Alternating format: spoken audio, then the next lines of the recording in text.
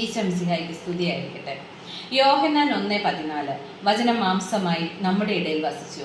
അതെ, വചനം മാംസമായി മനുഷ്യരൂപം കൊണ്ട് നമുക്കിടയിൽ അവതരിച്ചു. അതാണ് ക്രിസ്മസ്.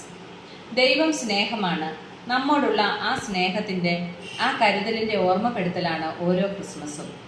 കൂടെ വസിക്കുന്ന ദൈവമാണ് നമ്മുടെ ദൈവം എന്നതാണ് ക്രിസ്മസിൻ്റെ അന്തസത്ത.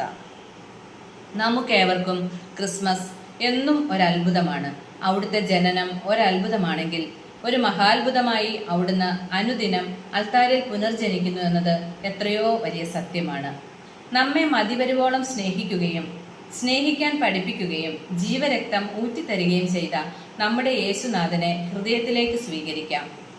നമ്മുടെ കുടുംബങ്ങളിലേക്ക്, നമ്മുടെ ഓരോരുത്തരുടെയും ഹൃദയങ്ങളിലേക്ക് യേശുവിൻ്റെ ജനനം, അതായത് പിതാവായ ദൈവത്തിൻ്റെ സ്നേഹം പ്രവേശിക്കുമ്പോഴാണ് നമ്മുടെ ക്രിസ്മസ് യാഥാർത്ഥ്യമാകുന്നത്.